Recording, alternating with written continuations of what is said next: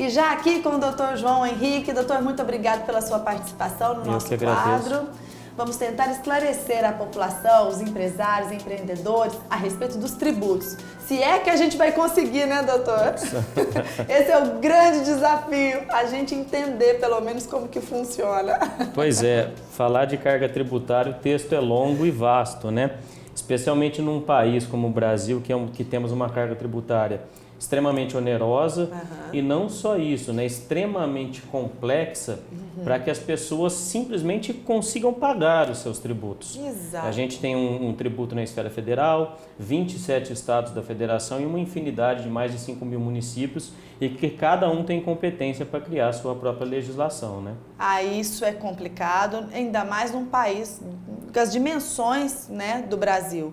Mas, doutor, existe algo preventivo que nós, empreendedores, ou as pessoas que estão iniciando, possam fazer em relação a essa questão de tributária?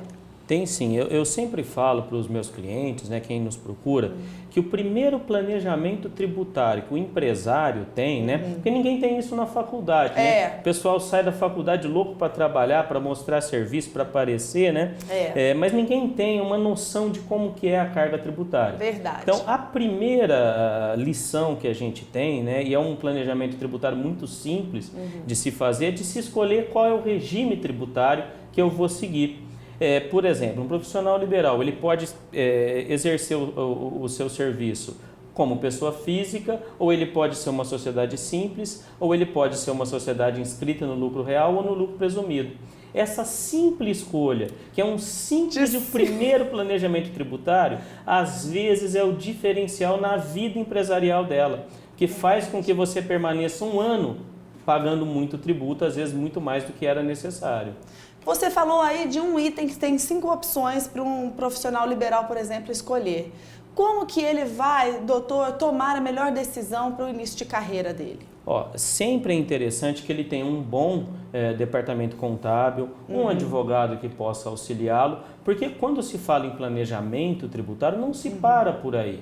Às vezes há possibilidades de você ter uma redução com alguma montagem empresarial, frisando isso dentro da legalidade, né? Porque planejamento tributário, o próprio termo planejamento significa planejar antes, né? Do que vem a acontecer e dentro da legalidade. Nós temos inúmeras, digamos, brechas, né? Que na realidade são dispositivos legais que a gente pode interpretar a favor do contribuinte. E não só isso, né? Existem situações em que a carga tributária está sendo cobrada de forma errada e, sendo cobrada de forma errada, o contribuinte pode sim se valer do Poder Judiciário, entrar com ações para pedir a restituição de tributos recolhidos indevidamente. Ou seja, há uma infinita possibilidades de se pensar nessa carga tributária e minorar aí, né, o tanto que o contribuinte paga.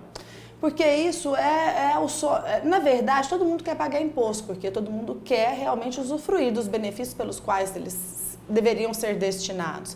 É que, infelizmente, a gente vive esse momento, né? Esse momento realmente que os empresários ficam questionando, né, tudo que eles estão fazendo de investimento, né? A gente não está aqui falando para você não pagar o imposto, né? O que a gente quer é justiça nisso que seja feito, né, doutor? Nós já temos várias decisões de tribunais, inclusive superiores, no sentido de que o contribuinte escolher, dentre as inúmeras formas que ele tem para pagar tributo, a que lhe seja mais benéfica, isso é um procedimento totalmente lícito e de acordo com a legislação, né? E o Brasil é um país, né, que a Constituição Cidadã de 88, ela traz uma série de benefícios sociais, que a gente só consegue ter esses benefícios pagando tributo. Exato. Qual é o grande problema, né? Um exemplo, na Suécia se paga mais que 50% de tributo. E o padrão, mas a coisa funciona, né? E o padrão do serviço público é bem diferente do que a gente tem aqui no nosso país. Pois é. O senhor pode deixar algum recado para os empreendedores, não só os profissionais liberais, mas empreendedores que estão iniciando aí os seus negócios, as suas empresas, ou que já estão no mercado há algum tempo e estão um pouco perdidos nessa questão tributária?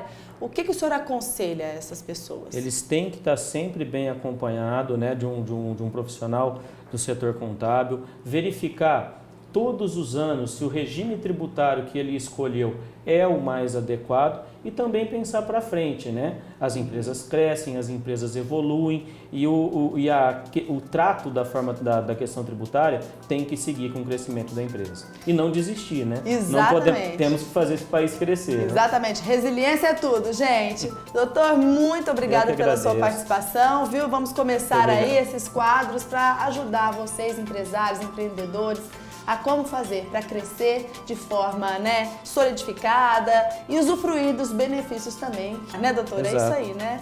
Exato. Então tá, muito obrigada. É com você, Lilian.